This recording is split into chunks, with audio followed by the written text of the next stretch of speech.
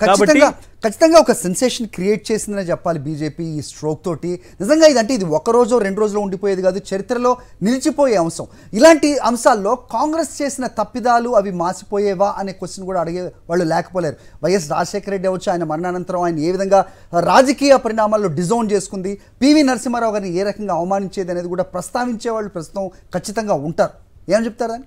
డెఫినెట్గా కాంగ్రెస్ పార్టీ పెద్ద ఎత్తున, ముఖ్యంగా మనం కొద్ది రోజుల క్రితం నరేంద్ర మోదీ ఏదైతే బడ్జెట్ సెషన్లో ఆయన రాష్ట్రపతి ప్రసంగానికి సమాధానం ఇస్తూ కొన్ని విషయాలు చెప్పారు. కాంగ్రెస్ పార్టీ కేవలం ఒక కుటుంబం గురించి ఆలోచిస్తూ ఉండిపోయింది, ఈ దేశంలో ఉన్నటువంటి మిగిలిన వ్యక్తుల గురించి ఆలోచించేటువంటి సమయం ఆ పార్టీకి లేకుండా పోయిందనేటువంటి ఒక పొలిటికల్ స్టేట్మెంట్ ప్రధాని నరేంద్ర మోదీ పార్లమెంట్లో ఇచ్చారు. సో డెఫినెట్గా కాంగ్రెస్ పార్టీ ఈ రోజు వచ్చినటువంటి డెసిషన్ చూసిన తర్వాత నిజంగానే వాళ్ళు చేసినటువంటి చారిత్రక తప్పిదాలు ఏమున్నాయో అనేటువంటిది మళ్ళీ వాళ్ళ ముందట కనిపించేటువంటి అవకాశం ఉంది.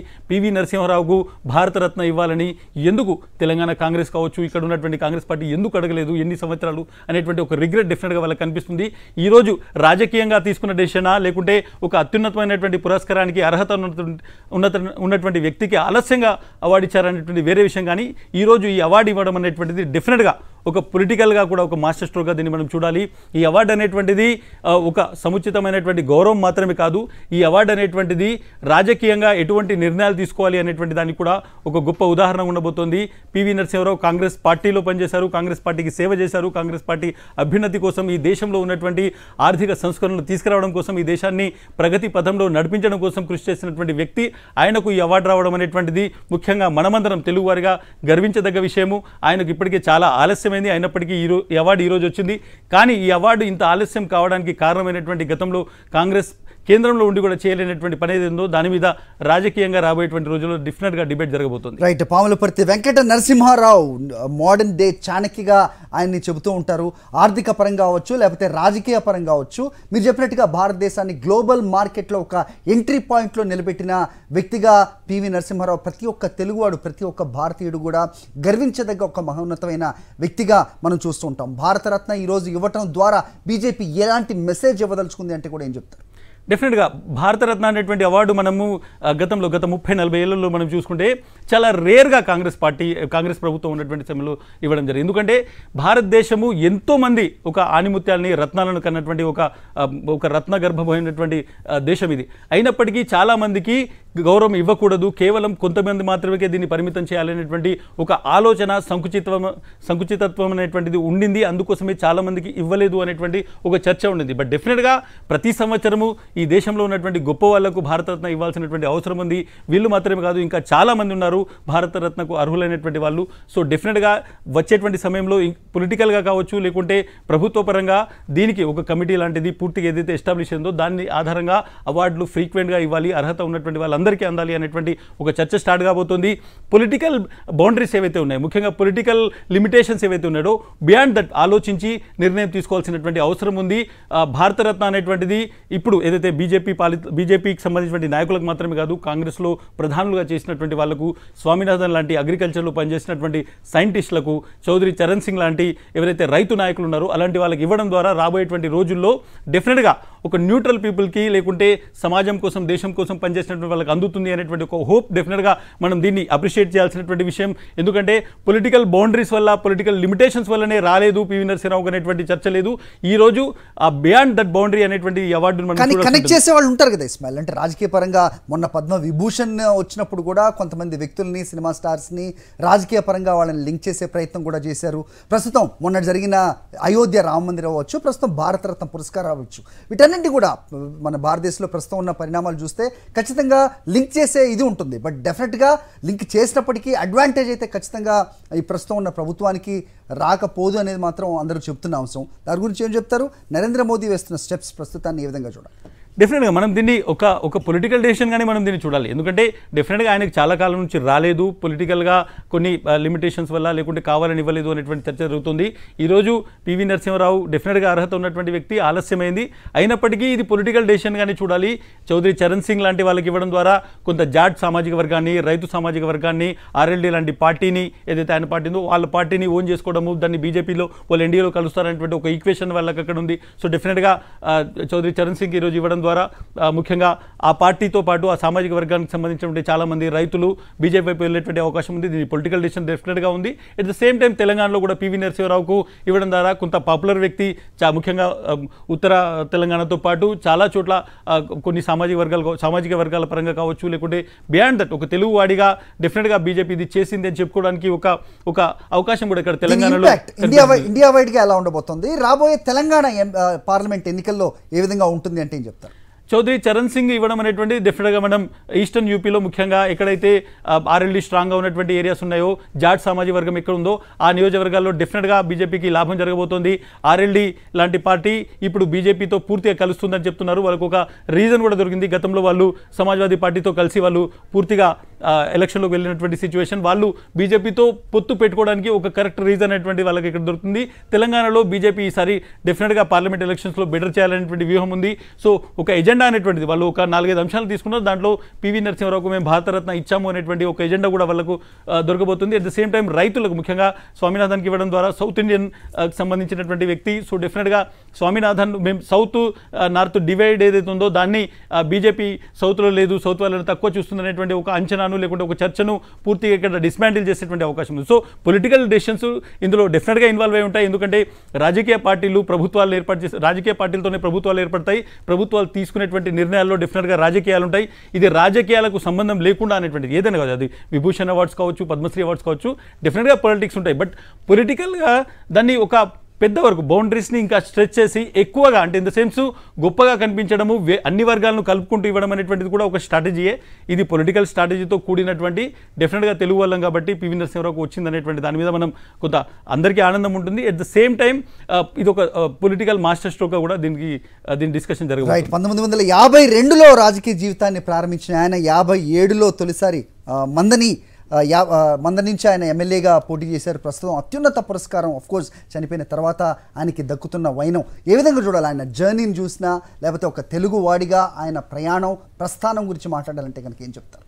డెఫినెట్గా మనలాంటి జనరేషన్ ఆయన గవర్నెన్స్ని లేకుంటే ఆయనకు సంబంధించింది అంటే ఆ స్థాయిలో మనం విశ్లేషించలేకపోయినా ఆయన గురించి రాజకీయాల్లో చాలామంది ఒక విషయం చెప్తుంటారు. పివి నరసింహారావుకు సంబంధించి ముఖ్యంగా ఆయన ఎదిగినటువంటి తీరు, ఇక్కడ ముఖ్యమంత్రిగా చేసినప్పుడు ఆంధ్రప్రదేశ్లో ఆయన ముఖ్యమంత్రిగా చేసినప్పుడు తీసుకొచ్చినటువంటి ల్యాండ్ సీలింగ్ యాక్ట్ కావచ్చు, ముఖ్యంగా అప్పుడు ఏదైతే పెద్ద ఎత్తున కొద్ది మంది దగ్గరనే ల్యాండ్ అక్యుములేట్ అయి ఉన్నటువంటి సిచ్యువేషన్ నేపథ్యంలో ఆయన తీసుకొచ్చినటువంటి ఏదైతే ల్యాండ్ సీలింగ్ యాక్ట్ అనేటువంటిది ఆయన ముఖ్యమంత్రిగా ఉన్నప్పుడు తీసుకొచ్చినటువంటి ల్యాండ్ సీలింగ్ యాక్ట్ కావచ్చు, తెలంగాణకు సంబంధించి ఒక ల్యాండ్స్కేప్ని ముఖ్యంగా రైతులకు సంబంధించినటువంటి ఒక ల్యాండ్స్కేప్ని మార్చేసింది.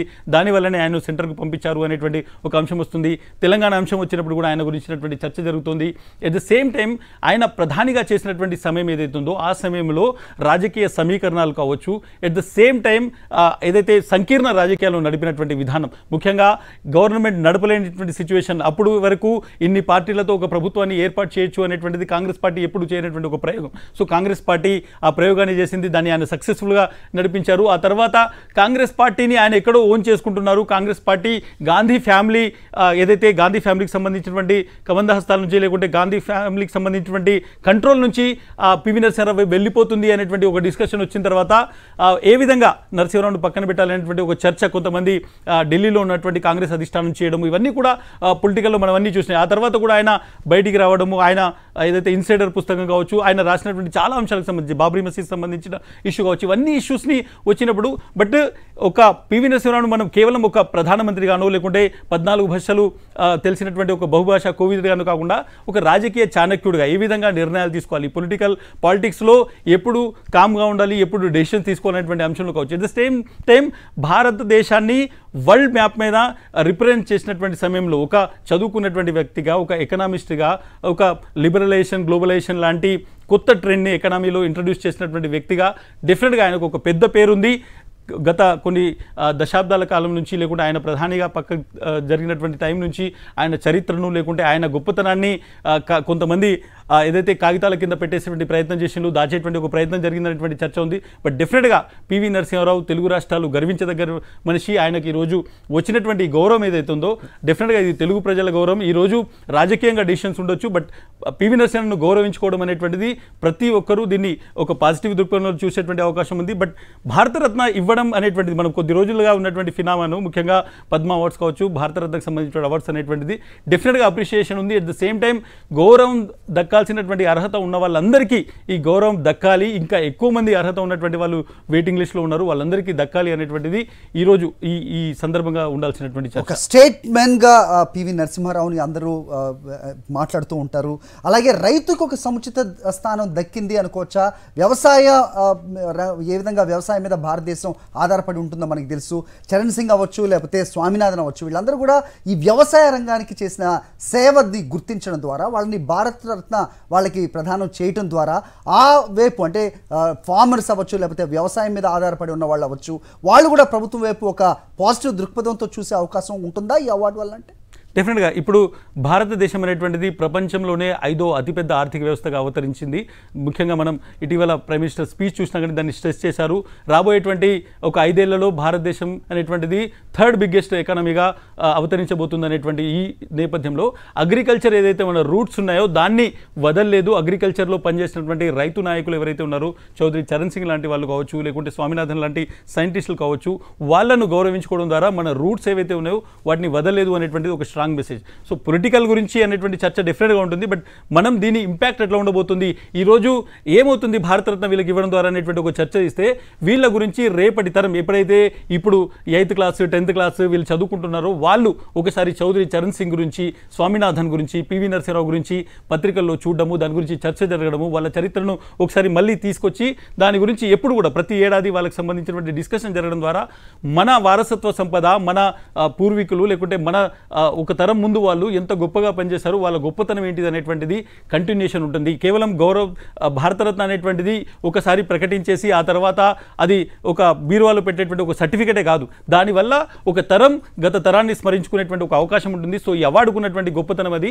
ఈ అత్యున్నతమైనటువంటి పౌర పురస్కారం అనేటువంటిది ఇవ్వడం ద్వారా ఈ పౌర పురస్కారానికి ఎందుకు అర్హత ఉన్నారు, వీళ్ళకి సంబంధించినటువంటి హిస్టరీ ఏంటి, వీళ్ళు సాధించినటువంటి ఘనత ఏంటిది అనేటువంటిది మళ్ళీ ఒకసారి మీడియా పరంగా కావచ్చు, లేకుంటే వ్యక్తుల మధ్య, లేకుంటే ఏదైతే ఒక కొత్త జనరేషన్ మధ్య చర్చ జరుగుతుంది, అది ఒక గొప్ప విషయంగా మనం చూడాలి. సో ఈ నేపథ్యంలోనే అగ్రికల్చర్, స్వామినాథన్ చేసినటువంటి కృషి, ఒక రైతు నాయకుడిగా ముఖ్యంగా కాంగ్రెస్ పార్టీకి సంబంధించినటువంటి రాజకీయాలకు ఒక ఆల్టర్నేటివ్ తీసుకొచ్చేటువంటి సమయంలో చౌదరి చరణ్ సింగ్ కాంగ్రెస్ పార్టీకి ఒక ఆల్టర్నేటివ్గా ఏ విధంగా ముందుకు వచ్చారు, ఆయన చేసినటువంటి గొప్పతనం ఏంటిది, ఉత్తర భారతంలో రైతులను కేవలం ఒక జాట్ సామాజిక వర్గాన్ని కాదు, రైతులను ఏదైతే చెరుకు రైతులను, మిగిలిన రైతులను ఏ విధంగా సంఘటితం చేయగలిగారనేటువంటి ఒక చర్చ జరుగుతుంది. తెలుగు రాష్ట్రాల్లో డెఫినెట్గా పివి నరసింహారావుకు భారతరత్న ఇవ్వడం ద్వారా ఆయన గొప్పతనం, ఆయన ఇన్ని భాషలు ఏ విధంగా తీసుకోగలిగారు, ఏ విధంగా కరీంనగర్ జిల్లా భీమదేవరపల్లికి సంబంధించిన ఒక మారుమూల గ్రామం నుంచి ఆయన ప్రధానిగా ఎదగలిగారు, ఆయన రాజకీయాలు ఎలా జరిగాయి, ల్యాండ్ సీలింగ్ యాక్ట్ ఆయన తీసుకొచ్చిన తర్వాత ఆయన మీద ఎటువంటి వ్యతిరేకత పెరిగింది, ప్రధానిగా వచ్చినటువంటి సమయంలో భారత ఆర్థిక వ్యవస్థ ఎట్లా ఉంది, ఆ తర్వాత ఆర్థిక వ్యవస్థను ఏ విధంగా ఆయన బెటర్ చేయగలిగారు. ఉత్తరప్రదేశ్ మనం పర్యటించినప్పుడు, నేను అక్కడికి వెళ్ళినప్పుడు కూడా వెస్టర్న్ పార్ట్ ఆఫ్ ఉత్తరప్రదేశ్ అవ్వచ్చు, బులంద్ షహర్, మీరట్ ప్లేస్లో కూడా మనం ఇక్కడ ఎన్టీ రామారావు పేరు ఏ విధంగా అయితే చెప్తూ ఉంటామో ప్రతి సందర్భంలో రాజకీయాల పరంగా ఎన్నికలు వచ్చినప్పుడు, అప్పుడు చరణ్ సింగ్ పేరు కూడా ప్రధానంగా వినిపించిన నేపథ్యం, ఆయన ఫాలోవర్స్ ఇంకా పెద్ద సంఖ్యలో ఉన్న నేపథ్యం కూడా మనం స్వయంగా చూసాం. ఇక ఫారెన్ పాలసీ అవ్వచ్చు, ఎడ్యుకేషన్ సెక్టర్కి పివి నరసింహారావు చేసిన సేవ, ఆయన్ని గుర్తించడంలో ప్రస్తుత ప్రభుత్వం కనబరిచిన చొరవ, వీటిని మిస్ అయింది అనుకోవచ్చా కాంగ్రెస్ పార్టీ? డెఫినెట్గా కాంగ్రెస్ పార్టీ తనకు సంబంధించినటువంటి లీడర్స్ని, ముఖ్యంగా చాలామంది లీడర్స్ కావచ్చు, ఎవరైతే కాంగ్రెస్ పార్టీని వదిలిపోయినటువంటి లీడర్స్, లేకుంటే కాంగ్రెస్ పార్టీ అణగదొక్కినటువంటి లీడర్స్ చాలామంది ఉన్నారు. ముఖ్యంగా కాంగ్రెస్ పార్టీ ఒక ఫ్యామిలీ పార్టీగానే ఉండిపోయింది. కాంగ్రెస్ పార్టీకి సేవ చేసినటువంటి వాళ్ళు, కాంగ్రెస్ పార్టీ వేదికగా దేశానికి ఏదైతే అత్యున్నతమైనటువంటి గౌరవం తీసుకొచ్చినటువంటి వాళ్ళను ఎక్కడో కాంగ్రెస్ పార్టీ మరుగున పడేసింది. బట్ డెఫినెట్గా ఈరోజు పివి నరసింహారావు అవార్డు ఇవ్వడం అనేటువంటిది, కేంద్రంలో ఉన్నటువంటి ఒక బీజేపీ గవర్నమెంట్, ఒక ఎన్డీఏ గవర్నమెంట్ అవార్డు ఇవ్వడం అనేటువంటిది నిజంగానే కాంగ్రెస్ పార్టీ నాయకులకు, కాంగ్రెస్ పార్టీకి తెలంగాణలో ఉన్నటువంటి నాయకులు కూడా మింగుడు పడని అంశం. ఎందుకంటే వాళ్ళు సత్కరించుకోలేని, వాళ్ళు ఇచ్చుకోలేనటువంటి అవార్డుని వేరే వాళ్ళు, ముఖ్యంగా పివి నరసింహారావు ఏ పార్టీకి వ్యతిరేకంగా అయితే పోరాడారో ఆ పార్టీ ఈరోజు ఆయనకు ఇచ్చిందనేటువంటిది మనకు చాలా క్లియర్గా కనిపిస్తున్నటువంటి వ్యక్తి. రెండో విషయం, మనం పివి నరసింహారావు గారి గురించి మాట్లాడుతున్నప్పుడు ఒక విషయాన్ని చెప్తారు. ముఖ్యంగా వరంగల్ లాంటి చోట 90s లో ఒక రోడ్ ఎక్స్టెన్షన్ వర్క్ జరిగినప్పుడు ఆయన కొడుకు అక్కడ రంగారావు ఎంపీగా ఉన్నారు, వాళ్ళందరూ ఒక పెద్ద డెలిగేషన్ తీసుకెళ్లి ఢిల్లీలోకి వెళ్ళి ఇట్లాంటి రోడ్ ఎక్స్టెన్షన్ వల్ల నష్టపోతున్నారనేటువంటి ఒక మాట చెప్పినప్పుడు ఆయన ఒక మాట చెప్పారు, నేను నా ఊరు నుంచి సంస్కరణలు ప్రారంభించకపోతే ఎక్కడ మార్పు తీసుకురాగలను. అంటే ఒక లీడర్షిప్ ఎంత స్టబన్గా ఎంత స్ట్రాంగ్గా ఉండాలి అనేటువంటి మెసేజ్ను చాలామంది ఇప్పటికీ తెలంగాణ జిల్లాలో ఉన్నటువంటి పొలిటీషియన్స్ చెప్తారు. ల్యాండ్ సీలింగ్ అనేటువంటిది చాలామంది పెత్తందారులు ఎవరైతే పెద్ద ఎత్తున 100 ఎకరాలు ఉన్నటువంటి జమీందారులు ఉన్నారో తెలంగాణలో ఉన్నటువంటి వాళ్ళు, రాజకీయంగా బలంగా ఉన్నటువంటి వాళ్ళు అప్పుడు పివి నరసింహారావు డిసిషన్ను పూర్తిగా వ్యతిరేకించారు. సో ఇటువంటి చాలా డిసిషన్స్ మీద తెలంగాణ అంశం సంబంధించిన అంశం మీద కూడా ఆయన చాలా స్టబన్ గా ఉన్నారు. బట్ డెఫినెట్గా ఈ రోజు ఆయనకు అవార్డు రావడం అనేటువంటిది ప్రతి ఒక్క తెలుగు వారు గర్వించదగినటువంటి విషయం. రైట్. పివి నరసింహారావుపై ఒక పుస్తకాన్నే ప్రచురించిన సీనియర్ జర్నలిస్ట్ కల్లూరి భాస్కర్ గారు కూడా మనకి ఫోన్ లైన్లో అందుబాటులో ఉన్నారు. ఆయనతో కూడా మాట్లాడదాం. Thank you Ismail.